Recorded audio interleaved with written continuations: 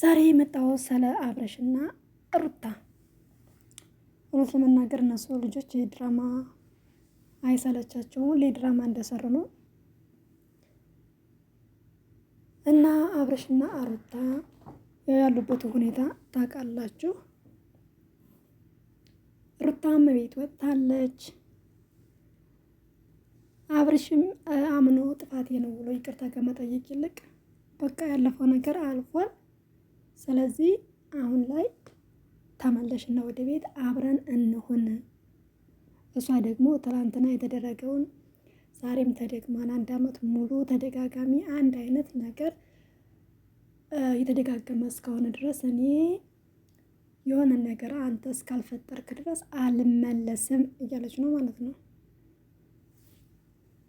እና አብርሽም 2 ቀን ሰጥቼሻለሁ፣ እንደውም ነገ ምላሽን መስማት እፈልጋለሁኝ። ያው እንግዲህ ትመለሻለሽ ወይም አትመለሽም ነው። ከዛ በኋላ እኔ ኃላፊነት የለብኝም ነው የሱ ይመስለኛል። እውነት ለመናገር ፊልም ሊሆን ይችላል፣ እነሱ የስፋቸውን ለማሳደግ ሊሆን ይችላል። ግን እንዲህ ዝም ብላችሁ በሬል ህይወት ታስቡትኝ በጣም ነው የሚደብረው። ቁም ነገር ይደብራል። ትክክለኛ እነሱ ባልና ሚስት ከሆነ ይደብራል። አንደኛ ልጅቷ ነፍሰ ጡር ናት። ሁለተኛ እነሱ እውነትም ተመካክረው አብረው አቅደውበትኝ እንደዚህ እናናግራታለን፣ ልጅቱን ማስተካከል ያለበትን ነገር እናስተካከላለን ተባብለው እንደገና ያን የተነጋገሩትን አፍርሶ ሂዶ ልጅቷን አግኝቷት ከሆነ እውነት ይደብራል። በዛ ላይ ደግሞ የሆነ ማለቴ ሰው ትዳር እያለው ባለቤቱ እንደዛ እየተናገረችው እያለ ሂዶ እሷ ጋር ልጅቷ ጋር የሰራው የቲክቶክ ቪዲዮ በጣም ነው የሚያስጠላው። በሪል ህይወት ላይ ስናስበው ማለት ትክክለኛ ትዳር ከሆነ የነሱ ቀልድ ከሆነ ያው ቀልድ ነው። ቀልድም ቢሆን ግን ለተመልካች የሚደብር ነገር ባይሰሩ አሪፍ ነው። እንግዲህ እነሱ ፌመስ ናቸው። እሱም ወደ 300 እንግዲህ 400 ሺህ ሰብስክራይብ ሊገባ ነው። ጥሩ ነገር ቢሰሩበት የበለጠ ሰብስክራይብ ወይም የበለጠ ተመልካች ሊኖረው ይችላል። በዚህ መልኩ ባይመጡ ትክክለኛ ህይወት ሆኖ ከሆነ ደግሞ እኔ እንደራሴ ማለት ነው እንደራሴ አመለካከት እሱ አጥፍቷል። ሁላችንም የተለያየ አመለካከት አለን፣ ግን አጥፍቷል። ፍቅር ሲመጣ ፍቅር ጋር መለጣጠፍ ያለፈ ህይወት እኮ ማንኛውም ሰው ሊኖረው ይችላል። ግን ያለፈው ነገር አልፏል። ሰላምታ የእግዚአብሔር ሰላምታ ሰላም መባባል። ከዛ በተረፈ እቤት ሰው ትዳር እያለው በዛ ላይ ነፍሰ ጡር ሆና እንደዛ ማድረግ የለበትም። አርግዤ ባላየውም ራሱን የቻለ የነፍሰ ጡር ራሱን የቻለ ስሜት አለው። ራሱን የቻለ የሚያስደብር የሚያስደስትም ነገር አለው።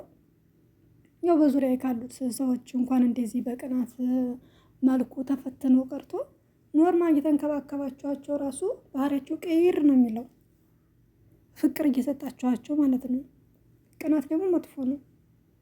አንቺ አያገባሽም እያለ ነፍሰ ጡር ሴትን በዚህ ልክ እውነት እንጃ።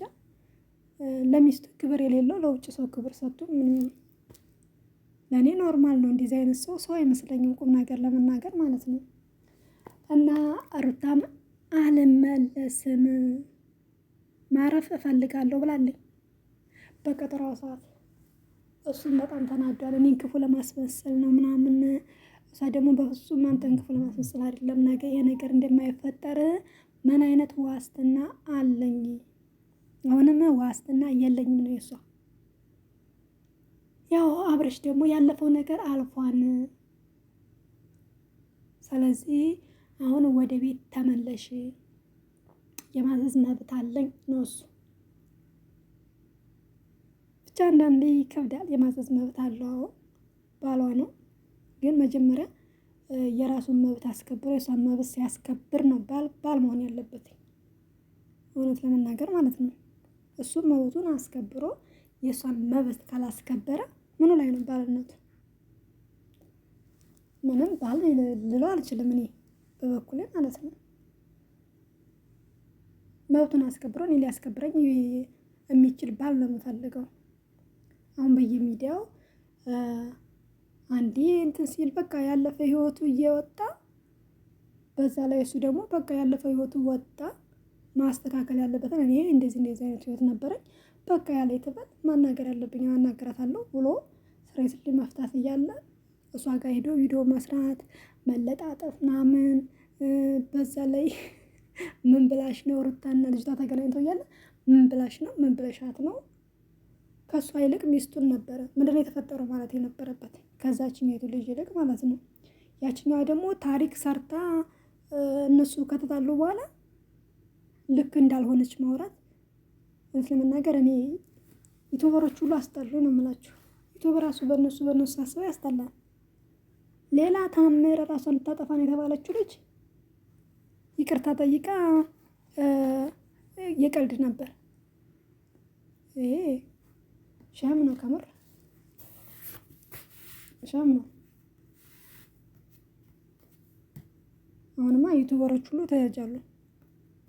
ነገራችን ላይ ግን ተመልካቹ ራሱ እነሱን መሰለ የሚፈልገው እንደዚህ አይነት ህይወት ነው መሰለ የሚፈልገው የሚያስተምረውን ወይም የሆነ ለእድገት የፈለገውን ሰው ሳይሆን አሁን ከነሱ ምን ይማራል ሰው?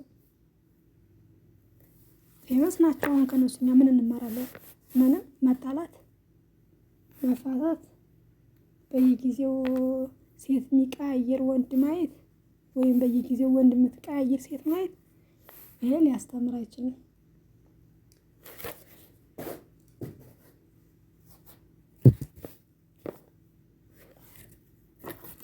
እና ወዶች ልቦና ይስጣቸው። ፊልም ከሆነም ያው ሌላ ፊልም ቢሰሩ የተሻለ ይሆናል። ሪል ህይወት ከሆነ ግን እውነትም ባልና ሚስት ሆኖ ከሆነ ደግሞ ልቦና ይስጣቸው። ቁም ነገር ልቦና ይስጣቸው ነው የምለው እኔ። ለአብርሽም ለሩታ በአሁኑ ሩታ ጥፋተኛ ናት ብዬ እንትን አልልም። ገና ለገና በጥፊ መታችኝ በማለት ነው ብመታውም እኔ ለማደርገው ነገር ስለሆነ መታዋለሁ። ተመቶኝ ነው እንደ ምን አገባሽ ማንም ሰው ባገኝ ምን አገባሽ ሊለኝ ነው እንዴ? ታዲያ አግብቼ ትዳር ከሆነ ትዳር ነው። ብቻ አንዳንዴ የሆነን ነገር አወጣችሁ የበለጠ ለዛ ነገር ፍላጎት ሲኖራችሁ ማለት ነው በጣም ከባድ ነው። በጣም ከምላችሁ በላይ ምንም ነገር ይሁን በልኩ ሲሆን ነው አሪፍ። ሳስበው አብርሽ በጣም እንደምታፈቅር ያውቃል መሰለኝ። ያው ከበፊትም እሷ ስለሆነ ቀድማ የጠየቀችው እሱ ነገር ይመስለኛልና አንዳንዴ ነገሮችን በልኩ ስናደርጋቸው ፍቅርንም ራሱ ገደብ አለው እያልኩኝ አይደለም፣ ግን አገላለጻችን በልኩ ቢሆን እኛን ሊጎዳን አይችልም ብዬ አስባለሁ። ያው እንደኔ አመለካከት ነው። በልኩ ሁሉን ነገር በልኩ ማድረግ ይኖርብናል ብዬ አስባለሁ እንደኔ አመለካከት። እና ውድ ቤተሰቦቼ የዛሬ ቆይታዬ ይሄን ይመስላል። ቤተሰብ ያልሆናችሁ ሰብስክራይብ ያደረጋችሁ ቤተሰቦቼ ደግሞ ላይክ ሸር አድርጉልኝ ውዶች። እይታው ቀንሷል። እኔም ላይቭ እየገባሁኝ አይደለም። ዩቲዩብ ራሱ ትንሽ አስጠልቶኛል። ሞኔታይዝ መልሶኛል።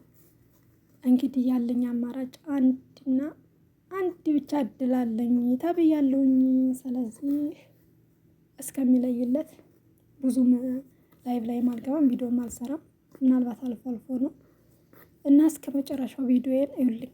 በቅንነት እስከመጨረሻው ቪዲዮዬን እዩልኝ። ያው ያስተምራችኋል ምናምን ብዬ አይደለም። ቪዲዮ ብዙ አስተማሪ ቪዲዮዎች አሉ ሌላ ቻናል ላይ፣ ግን በቅንነት በመልካምነት ቪዲዮዬን እስከመጨረሻው እዩልኝ። እወዳችኋለሁ። ሰላማችሁ ብዝት ይበልልኝ ያላችሁበት የዓለም ዳርቻ። ለሀገራችን ሰላም እግዚአብሔር ይላክልን። ባይ ውድ ቤተሰቦች።